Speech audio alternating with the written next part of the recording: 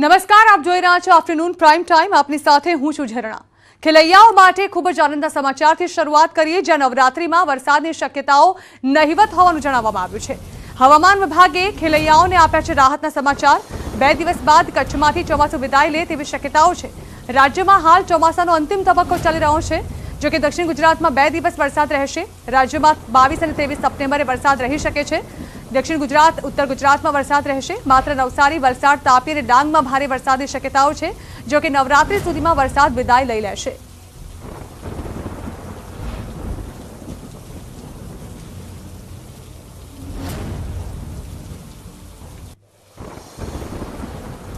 તો હવામાન વિભાગે ખેલાડીઓ માટે આનંદના સમાચાર આપ્યા છે. તેવામાં રાજ્યના મોટાભાગના શહેરોમાં ખેલૈયાઓમાં ભારે ઉત્સાહ જોવા મળી રહ્યો છે. અમદાવાદ, રાજકોટ, સુરત અને વડોદરા સહિતના શહેરોમાં લોકો ખરીદી માટે ઉમટી પડ્યા છે. કોરોના કાળ બાદ હવે લોકો ધામધૂમથી નવરાત્રી ઉજવી શકશે, જેને લઈ લોકોમાં અનેરો ઉત્સાહ જોવા મળી રહ્યો છે અને બજારોમાં ફરી રોનક જોવા મળી રહી છે.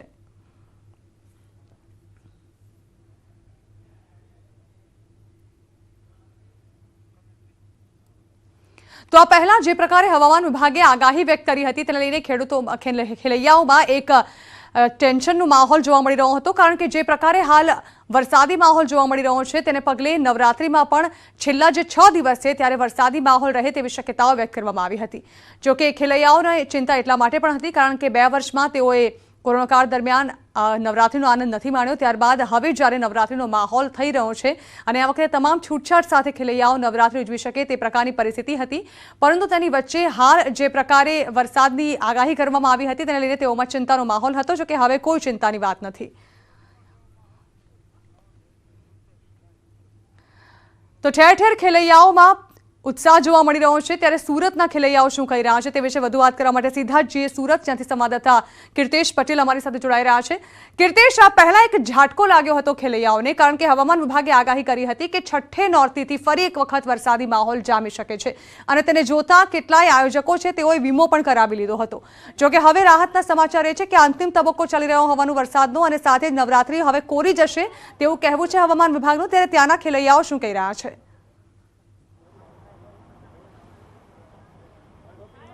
બિલકુલ, જનના નવરાત્રિને લઈને લોકોમાં ઉત્સાહ છે. કારણ કે 2 વર્ષથી કોરોના કાળને લઈને સુરતના સુરતીઓ ગરબા રમવાના હતા. તમે જોઈ શકો છો બજાર તૈયાર થઈ ચૂક્યા છે, ખરીદી નીકળી ચૂકી છે, લોકો ચણિયાચોળીની ખરીદી કરવા પહોંચી રહ્યા છે. ત્યારે આ વર્ષે ચોક્કસ ચણિયાચોળીના ભાવ વધારો છે. તે વચ્ચે પણ ખેલૈયાઓ તમામ તૈયારી કરી રહ્યા છે. જોકે ખેલૈયાઓ માટે એક દુઃખના સમાચાર એ હતા કે 9 દિવસ વરસાદની આગાહી હતી, પણ વરસાદનો છેલ્લો તબક્કાને લઈને હવે કહી શકાય છે કે લોકોમાં ઉત્સાહ છે. સૌપ્રથમ આપણે દુકાનના માલિક સાથે વાત કરીએ. શું કેવું છે ભાઈ, આપનું નામ? નીતિનભાઈ ઘનશ્યામભાઈ ખાવડિયા. નીતિનભાઈ, શું કહેશો? લોકો ખરીદી કરવા આવે છે, આ વર્ષે કેટલી મોંઘવારી છે અને શું લોકો કહી રહ્યા છે ચણિયાચોળીને લઈને? મોંઘવારી તો આ વર્ષે છે, કારણ કે લોકડાઉન, જીએસટી, કપડાનો ભાવ વધી ગયો છે અને 4 મીટરમાં જે ચણિયાચોળી બનતી હતી એની જગ્યાએ 6 મીટરમાં કરી છે. ઘેર વધ્યો છે, એના હિસાબથી થોડીક મોંઘવારી છે અને દર વર્ષ કરતાં થોડી આ વર્ષે ગરાગી પણ સારી છે. મોંઘવારી વચ્ચે લોકો શું કહી રહ્યા છે? ખરીદી કેટલી? ખરીદી સારી છે, કારણ કે લોકડાઉન 2 વર્ષ 2019માં જેવી ખરીદી હતી એની કરતાં 2022માં વધારે ખરીદી છે. કારણ કે બે વર્ષથી લોકડાઉન હતું, કોઈ દાંડિયા રમી નતા શક્યા. એટલે બિલકુલ ખેલૈયાઓ છે, ખેલૈયાઓ સાથે વાત કરીશું. બેટા, શું નામ છે તારું? ચણિયાચોળી પહેરીને તૈયાર છે, કેટલો ઉત્સાહ નવરાત્રીને લઈને? ઉત્સાહ તો બહુ છે. આ વર્ષે બહુ સારું રમાશે. 2 વર્ષથી કેવું હતું કોરોનાને લઈને? 2 વર્ષથી જરાય સારું નહોતું, પણ આ વર્ષ બહુ સારું થશે. બિલકુલ, ઝરના તમામ લોકોની એક જ વાત કેવી છે, કારણ કે 2 વર્ષથી કોરોના કાળને લઈને નવરાત્રિની જે મજા હોય, કારણ કે ગુજરાતી હોય ને તેમના જીવનમાં ગરબા ના હોય તો એ જીવન અધૂરું કહી શકાય. એમ નવરાત્રિની આતુરતાથી રાહ જોવાતી હતી, પણ કોરોના કાળને લઈને 2 વર્ષથી જે લોકો ગરબા નહોતા રમી શક્યા તે આ વર્ષે તડામાર તૈયારી કરી રહ્યા છે. ખાસ કરીને નવરાત્રિને લઈને સુરતમાં ખાસ ચણિયાચોળીના બજારો તૈયાર થયા છે, લોકો ખરીદી કરવા પહોંચે છે. ચોક્કસ 2 વર્ષ બાદ કપડાનો ભાવ અને જીએસટી વધતા ચણિયાચોળીનો ભાવ ડબલ થયો છે, પણ આ ડબલ ભાવ વચ્ચે પણ લોકો ઉત્સાહભેર ખરીદી કરતા જોવા મળી રહ્યા છે.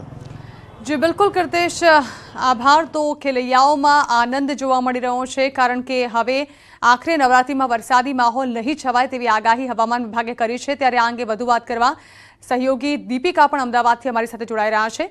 દીપિકા, ખેલૈયાઓમાં જે ચિંતાનું મોજું હતું હવે તે હળવું થઈ ચૂક્યું છે, કારણ કે હવે હવામાન વિભાગે જે લેટેસ્ટ આગાહી કરી છે તે પ્રમાણે આ વખતે નવરાત્રિમાં વરસાદી માહોલ નહીં છવાય.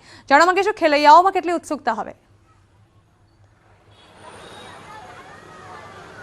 બિલકુલ, અત્યારે બજારનો જે પ્રકારે માહોલ છે તેને જોઈને જ અંદાજ લગાવી શકાય તેમ છે ઝરણા કે અમદાવાદમાં અને અમદાવાદીઓને આ પ્રકારે નવરાત્રિની કેટલી રાહ હતી અને હવે જ્યારે વરસાદની આગાહી ટળી ચૂકી છે ત્યારે તેને લઈને પણ અમદાવાદીઓ ખુશખુશાલ જોવા મળી રહ્યા છે. શોપિંગમાં વ્યસ્ત અમદાવાદીઓ છે તેઓ હરમેશ માટે ખાસ કરીને શોપિંગ કરવા તો આવતા હોય છે, પરંતુ નવરાત્રિ એવો તહેવાર છે કે જેને લઈને અમદાવાદીઓ છે તે વિશેષ પ્રકારે ઉજવણી કરતા જોવા મળે છે અને દર વર્ષે કંઈક નવું નવું વસાવતા જોવા મળે છે. મારી સાથે એક અમદાવાદી છે, તેમની સાથે વાત કરી છે. શું નામ છે તમારું? કાજલ મહેતા. અચ્છા કાજલબેન, શું લેવા આવ્યા છો? હું ચણિયા ચોલીની શોપિંગ કરવા માટે આવી છું અહીંયા. મોંઘા લાગે છે કે સસ્તા લાગે? નહીં, લો ગાર્ડન તો આમ બી ચણિયા ચોલી માટે બેસ્ટ માર્કેટ ગણવામાં આવ્યું છે. ગુજરાતમાં કોઈ પણ જગ્યાએ પૂછી લો તો એડ્રેસ મળશે લો ગાર્ડન, લો ગાર્ડન, લો ગાર્ડન. તો ના, પ્રાઇસ વાઇઝ પણ એકદમ સારું છે અને ક્વોલિટી બી બેસ્ટ મળે છે અહીંયા. શું પ્રાઇસ તમને આ વખતે મળી? પેર લેવા જઈએ તો 1200 થી 1500 વચ્ચે મળી જાય છે અને સિંગલ ઘાઘરો લેવા જઈએ તો 700 ને 1000. પછી જેવી વેરાયટી, જેવું ઘેર, જેટલું ઘેર એટલી price. Kind of reasonable rate. Reasonable છે. ના, પ્રાઇસ એકદમ રિઝનેબલ છે અહીંયા. ક્યાંથી આવ્યા છો? અમદાવાદના. અમદાવાદની જ છું. યસ, દર વર્ષે આવો છો આ વખતે? દર વર્ષે લો ગાર્ડનમાં કોઈ પણ પ્રોડક્ટ આવે છે તો પહેલા તમને અહીંયા જોવા મળશે, બીજે બધે પછી જોવા મળશે. તો મારી પહેલી પ્રાયોરિટી હોય છે કે લો ગાર્ડને જઈ અને શું નવું આવ્યું છે ફટાફટ જોઈ આવું. તો આટલી ગરમીમાં પણ મને લો ગાર્ડન આવવાની ઈચ્છા થઈ ગઈ. રવિવાર ના આવ્યા પણ સોમવાર. જી આભાર દીપિકા. તો ખેલૈયાઓમાં ઉત્સાહ ચરમસીમાએ. ખેલૈયાઓએ છેલ્લી ઘડીની શોપિંગ પણ શરૂ કરી દીધી છે. ત્યારે નવરાત્રિની જ્યારે હવે ગણતરીના દિવસો બાકી છે ત્યારે રાજકોટમાં પણ ખેલૈયાઓ ખરીદી કરવા પહોંચ્યા. ચણિયાચોળી અને કેડિયાની ખરીદી કરવા માટે લોકોની ભીડ બજારમાં જોવા મળી રહી છે. તાને આડે હવે બસ ગણતરીના જ દિવસો બાકી બચ્યા છે ને ત્યારે જોઈ શકાય છે કે ચણિયાચોળીની જે દુકાનો છે તેની અંદર આ વખતે અવનવી વેરાયટી પણ આવી રહી છે. બીજી તરફ અત્યારથી જ લોકો છે તે બુકિંગ કરાવી રહ્યા છે. કોઈ 1 ડે 2 ડેઝ માટે બુકિંગ કરાવી રહ્યા છે તો કેટલાક લોકો એવા પણ છે કે જે 9 દિવસ માટે બુકિંગ કરાવી રહ્યા છે. ત્યારે અહીં શોપના જે ઓનર છે આપણે તેમની સાથે વાતચીત કરીશું. શું કહેશો, ખાસ કરીને આ વખતે કઈ અવનવી વેરાયટી આવી રહી છે અને ખાસ કરીને બહેનોને કઈ આમાંથી ગમી રહી છે, શું કહેશો?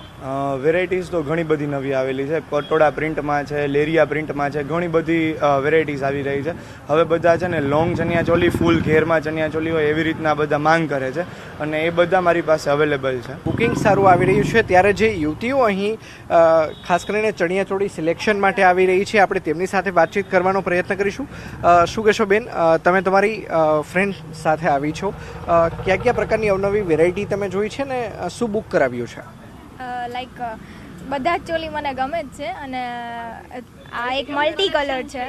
કલેક્શન બધું જ બહુ મસ્ત છે. અહીંયા એટલું બધું સરસ છે કે તમે કન્ફ્યુઝ થઈ રહ્યા છો કે શું લેવું શું ન લેવું, કયા દિવસે શું પહેરી, શું કહેશો? હા, બટ આભાર અંકિત. તો જે પ્રકારે હાલ નવરાત્રિને લઈને માહોલ જોવા મળી રહ્યો છે, ખેલૈયાઓનો ઉત્સાહ ચરમસીમાએ છે. આ સાથેથી રોકાઈશું બ્રેક માટે.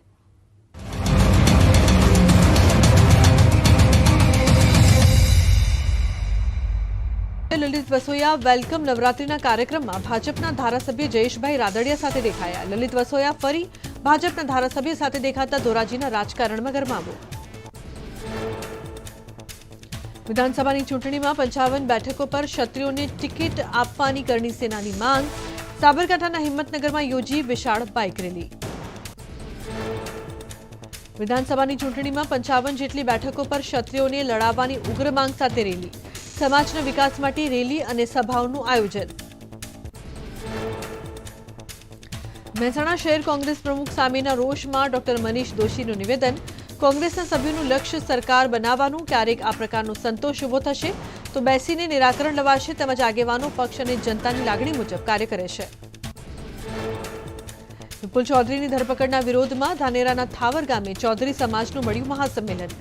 કોંગ્રેસના નેતાઓ પણ સંમેલનમાં જોડાયા. થાવર ગામમાં અર્બુદા સેનાના બેનર હેઠળ યોજાયું મહાસંમેલન. સામરવાડાથી થાવર સુધી યોજાઈ 8 કિલોમીટર લાંબી બાઇક રેલી. વિપુલ ચૌધરીના સમર્થનમાં મોટી સંખ્યામાં લોકો રહ્યા હાજર. સંમેલનમાં ઉત્તર ગુજરાતના બનાસકાંઠા, સાબરકાંઠા, પાટણ અને મહેસાણાથી ચૌધરી સમાજના લોકો ઉમટ્યા. મોટી સંખ્યામાં બહેનો પણ પહોંચી અર્બુદા સંમેલનમાં પોલીસનો ચુસ્ત બંદોબસ્ત ગોઠવાયો. ડાંગ જિલ્લામાં રવિવારે પણ રહ્યું વરસાદી વાતાવરણ. આહવા, વઘઈ સહિત અનેક વિસ્તારમાં વરસાદ, ક્યાંક ધોધમાર તો ક્યાંક ધીમી ધારે વરસાદ. હવામાન વિભાગે દક્ષિણ ગુજરાતમાં વરસાદની કરી આગાહી. નર્મદા ડેમમાં પાણીની સતત આવક 138.44 મીટરે પહોંચી જળસપાટી. 23 દરવાજા ખોલી છોડાયું પાણી. 26 ગામોને કરાયા એલર્ટ. એનડીઆરએફ અને એસડીઆરએફની એક ટીમ તૈનાત. સરદાર સરોવર ડેમમાં પાણીની સતત આવક 3 લાખ ક્યુસેક પાણીની આવક થતા ડેમના 23 દરવાજા ખોલાયા. ડેમમાંથી નર્મદા નદીમાં પાણી છોડવામાં આવ્યું. નીચાણવાળા 26 ગામોને એલર્ટ અપાયું. નર્મદા ડેમમાંથી પાણી છોડાતા ભરૂચમાં નર્મદા નદીના જળસ્તરમાં વધારો. ગોલ્ડન બ્રિજ નજીક નદીના જળસ્તરમાં થયો વધારો. ભરૂચમાં નર્મદા નદીનું જળસ્તર 18.2 ફૂટે પહોંચ્યું. નદીનું વોર્નિંગ લેવલ 22 ફૂટ તો નર્મદા નદીની ભયજનક સપાટી 24 ફૂટ. વલસાડ જિલ્લામાં 4 દિવસથી સતત પડી રહેલા વરસાદે સર્જી તારાજી. વરસાદને કારણે નદીઓ બે કાંઠે વહેતી થઈ. કપરાડાના જીરવલ ગામની કોલક નદીનું પાણી કોઝવે પરથી થઈ રહ્યું છે પસાર. ગામના લોકોને ભારે હાલાકી.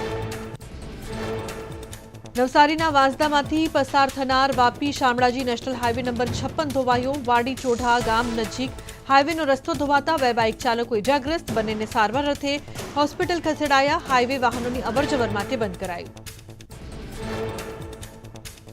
ઉકાઈ ડેમની જળ સપાટીમાં ફરી વધારો. હાલમાં ઉકાઈ ડેમની સપાટી 342.28 ફૂટ, ભયજનક સપાટી 345 ફૂટ. ઉકાઈ ડેમમાં પાણીની 1,42,233 ક્યુસેક આવક.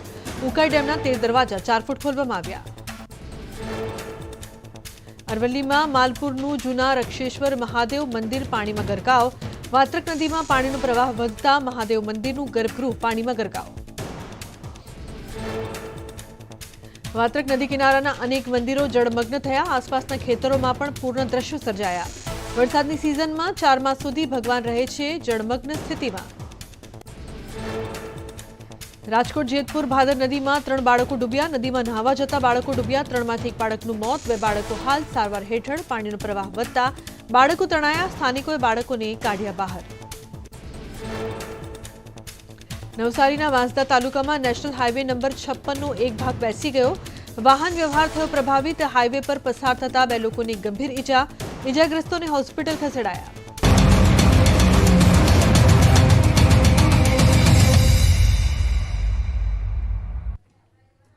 Welcome back. ધારાસભ્યનું સર્વેયું કાર્યક્રમમાં આજે સૌરાષ્ટ્ર અને કચ્છની વિધાનસભા બેઠકોના ધારાસભ્યની વાત કરીશું. જેમાંથી એક આધ્યાત્મિક નગરી છે જ્યાં 2017માં ધારાસભ્ય તો ચૂંટાયા હતા, પણ છેલ્લા 3 વર્ષથી કોઈ ધારાસભ્ય જ નથી. કઈ છે આ બેઠક અને શું છે આ મુદ્દો, એ જાણવા જોઈએ અમારી ચૂંટણીલક્ષી વિશેષ રજૂઆત ધારાસભ્યનું સર્વેયું.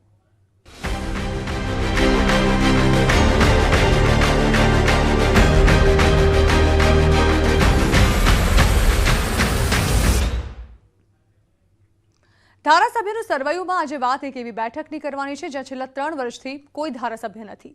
વાત દ્વારકાની છે જ્યાં 2017માં પબુભા માણેક ચૂંટાયા હતા. દ્વારકાવાસીઓ શું કહી રહ્યા છે, આ વખતે ભાજપ કોંગ્રેસની કેવી તૈયારી છે, આવો જોઈએ.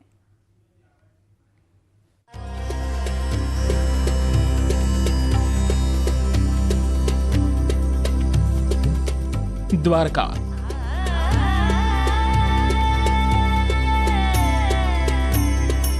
કુશળ રાજનીતિજ્ઞ મુરલી મનોહર ભગવાન શ્રી કૃષ્ણનું ધામ.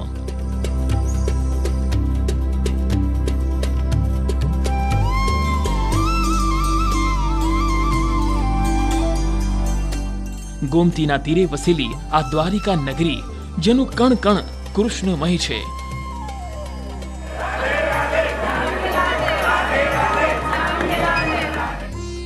દ્વારકાથી થોડે દૂર પવિત્ર જ્યોતિર્લિંગ નાગેશ્વર અને શિવરાજપુર બીચ.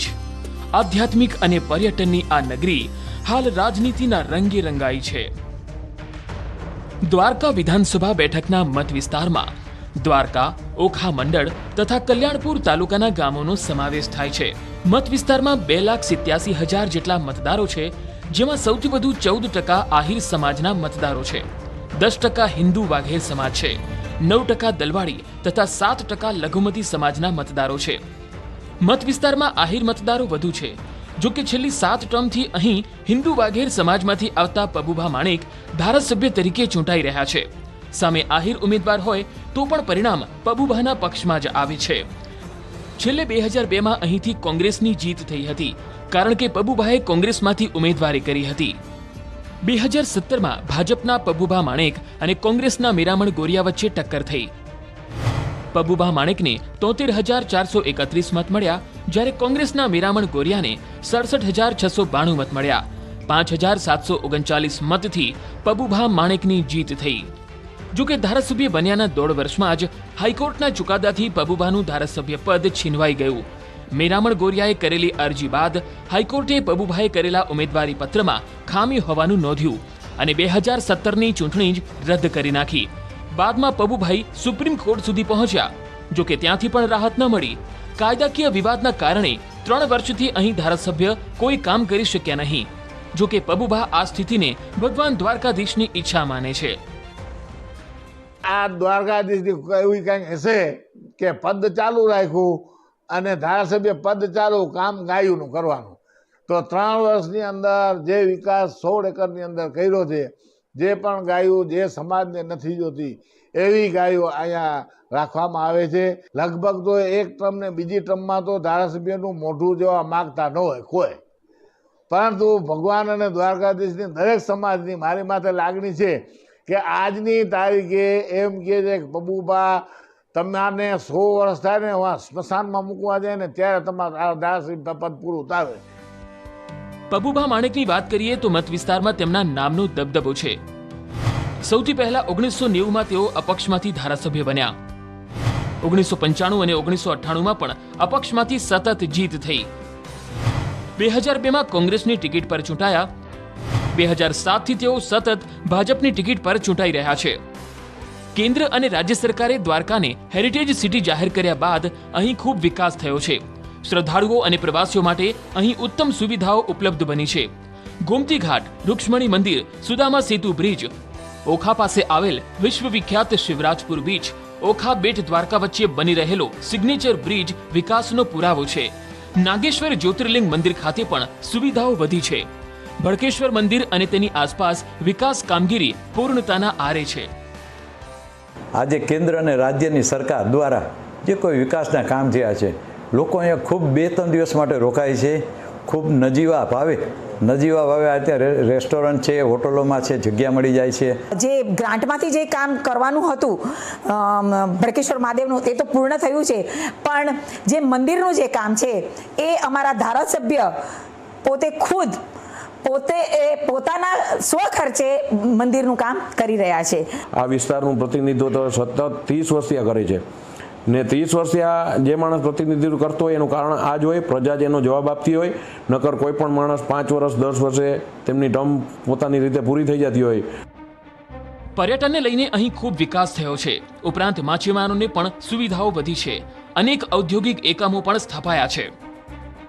યુવાનો રોજગારી માટે બહાર જવું પડતું હતું, એ હવે યુવાનોને રોજગારી માટે બહાર જવું પડતું નથી અને અહીંયા જ દેવભૂમિ દ્વારકા અને કલ્યાણપુરના જે ગામડાઓ છે એમને રોજગારીની તકો અહીંયા જ પૂરી પાડી શકાય એમ છે. 25 થી 30 ગામોને સિંચાઈ પૂરી પાડતા સાની ડેમના સમારકામની કામગીરીમાં વિલંબ થવાથી ખેડૂતોમાં રોષ છે, કારણ કે 5 વર્ષથી કામ અટકેલું છે અને પાણી ખેતરોનું ધોવાણ કરી રહ્યું છે. 5 વર્ષ થયા, 2 વખત અને તેમને રિપેરિંગ કરવામાં કાઢ્યા છે. પાટિયા ઉપાડવાના, બેહાડવાના એવું કરીને 2 વર્ષ કાઢ્યા છે અને 2 વર્ષ થયા તોડી પાડ્યો છે. હજી કોઈ અહીંયા ધારાસભ્ય કે કોઈ પણ નેતા અહીંયા આવીને એવું નથી અમને આશ્વાસન આપતો કે આ ગઈ સાલ થઈ જાય, ઓલી સાલ થઈ જાય, કઈ રીતે થાય. જે કામ સોંપ્યું પણ કામ પૂરું થતું નથી અને ખેડૂત બિચારા પરેશાન હેરાન એવા થઈ રહ્યા છે. પણ અમે એની પાછળ છીએ. સાની ડેમ અમે થોડા ટાઈમમાં અમારે આંદોલન કરવું પડે તો પણ કરશું. વિસ્તારના ખેડૂતો વીજળીની સમસ્યાથી પણ પરેશાન જોવા મળી રહ્યા છે.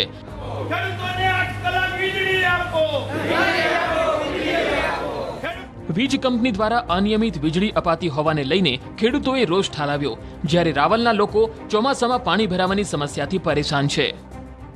મારા અંદાજ પ્રમાણે 10 કલાકની લાઇટ ખાલી 2 કલાક આવે છે આજે 5-5, 6-6 દી થયા ખેડૂત એમને દિન રાત ઉજાગરા કરી અને એમને જાગે છે. હજી કોઈ પણ લાઇટનું પણ એવી સુવિધા નથી.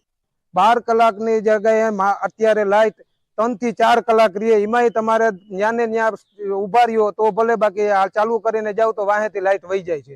એટલે કોઈ નેતાઓ કોઈ ઉપર કઈ વાત નથી કરતા. આજ વખતે તો જો કે પાણી આવ્યું નથી. દર વખતે પાણી અહીં આવે જ છે અને પાણી વધારેમાં વધારે આવા જે વિસ્તાર અમે ઉભા છે એ વિસ્તારમાં વધારે ભરાય છે.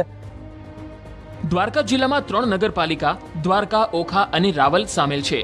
દ્વારકા અને ઓખા નગરપાલિકામાં ભાજપ સત્તા પર છે, જ્યારે રાવલમાં અપક્ષનો કબજો છે. દ્વારકા તાલુકા પંચાયત ભાજપના હાથમાં છે. ચૂંટણી પહેલા અહીં જોરશોરથી દાવાઓ થઈ રહ્યા છે. હારજીત કોની થશે એના કરતાં વધુ ચર્ચા ઉમેદવાર કોણ હશે તેની શરૂ થઈ છે. મુકુંદ મુકરિયા, ન્યૂઝ 18 ગુજરાતી, દ્વારકા. કચ્છ જિલ્લાની 2 બેઠક પર 2017માં કોંગ્રેસની જીત થઈ હતી. જોકે હાલ માત્ર એક જ બેઠક રાપર એવી છે જ્યાં કોંગ્રેસના ધારાસભ્ય છે. 5 વર્ષમાં તેમણે કેટલા કામ કર્યા અને કેવો થયો વિકાસ, આવો જોઈએ.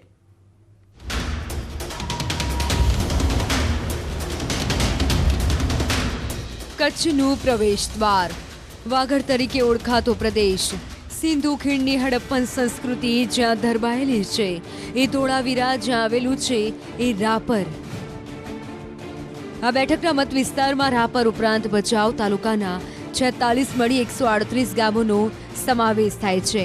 મત વિસ્તારમાં કુલ 2,43,000 મતદારો છે, જેમાં 51% ઓબીસી મતદારો છે, જેમાં 19% કોળી, 9% રબારી સમાજ છે, 15% પાટીદાર છે, 6% લઘુમતી અને 4% જૈન મતદારો પણ અતિ નિર્ણાયક છે.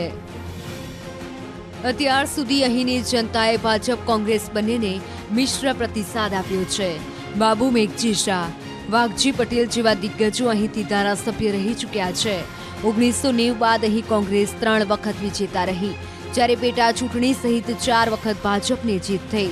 2000 બાદમાં ભાજપના વાઘજી પટેલ વિજેતા બન્યા, પરંતુ નિધનના કારણે બેઠક ખાલી પડતા 2014ની પેટા ચૂંટણીમાં ભાજપના પંકજ મહેતા ચૂંટાયા. 2017માં પંકજ મહેતા સામે કોંગ્રેસે ઉદ્યોગપતિ બચુભાઈ આરેઠિયાના પત્ની સંતોકબેન આરેઠિયાને મેદાને ઉતાર્યા. સંતોકબેન આરેઠિયાને 63,814 મત મળ્યા, તો ભાજપના પંકજ મહેતાને 48,605 મત મળ્યા. 15,209 મતની જંગી લીડથી સંતોકબેનની જીત થઈ. પાટીદાર સમાજમાંથી આવતા સંતોકબેન આરેઠિયાએ અપસેટ સર્જ્યો. પ્રચાર અને વિજય સરઘસના દ્રશ્યો પરથી સ્પષ્ટ હતું કે ચહેરો સંતોકબેન હતા, પરંતુ મેનેજમેન્ટ તેમના પતિ બચુભાઈનું હતું. 5 વર્ષ દરમિયાન પણ પડદા પાછળ બચુભાઈ જ રહ્યા હોવાનું લાગી રહ્યું છે. ન્યૂઝ 18 ગુજરાતીએ જ્યારે 5 વર્ષમાં કરેલો કામનો હિસાબ માંગ્યો તો ધારાસભ્યના બદલે તેમના પતિએ જવાબ આપ્યા. અમે સતત જજુમી આ સરકાર સામે જજુમી અને વિકાસના 3,500 કરોડના કામ કર્યા છે, પરંતુ એટલી કિનાખોરી રાખે છે આ ભારતીય જનતા પાર્ટી કે વાતમાં કોંગ્રેસને બદનામ કરવાનું મોટું કાર્ય એ કરી રહી છે. ધારાસભ્યના કાર્યાલય પર સતત પ્રજાની રજૂઆતો અને તેમની સમસ્યાનું સમાધાન કરાતું હોવાનો દાવો કરાઈ રહ્યો છે. મત વિસ્તારમાં ધારાસભ્યની કામગીરીને લઈને મિશ્ર પ્રતિસાદ મળી રહ્યો છે. પૂર્વ ધારાસભ્ય અને 2017માં હરીફ રહેલા ભાજપના પંકજ મહેતાએ 5 વર્ષમાં કોઈ જ કામ ન થયાનો આરોપ લગાવ્યો. ચૂંટણી વખતે ધારાસભ્ય પોતે તો કશું જ નહોતા બોલતા, પણ એમના પતિદેવ દ્વારા અનેક પ્રકારના દાવાઓ પોકળ દાવાઓ કરવામાં આવ્યા હતા અને મુખ્યત્વે લોકોને સ્વપ્ન બતાવી અને એમ કહીએ તો કહી શકાય કે જાતિવાદના આધાર ઉપર અને પૈસાની તાકાત ઉપર એ ચૂંટણી લડવાનો એમણે પ્રયાસ કર્યો હતો અને લોકોનો ભ્રમ ભાંગી ગયો છે. વાગડની ઉદ્યોગ સાહસિક પ્રજા વેપાર ધંધા અર્થે કચ્છની મુંબઈ અને અન્ય શહેરોમાં વસવાટ કરે છે. ચૂંટણી સમયે વતનમાં આવી અને મત આપતા મતદારો પણ મહત્વના છે. નર્મદાના આગમનથી અહીં ખેતી અને પશુપાલનનું ચિત્ર બદલાયું છે. ટિકિટને લઈને ચર્ચાઓ શરૂ થઈ ગઈ છે. જોકે રાપરની જનતાનો મિજાજ અનિશ્ચિત રહ્યો છે, એટલે કોણ બાજી મારશે એ નક્કી કરવું અહીં હંમેશા મુશ્કેલ રહ્યું છે.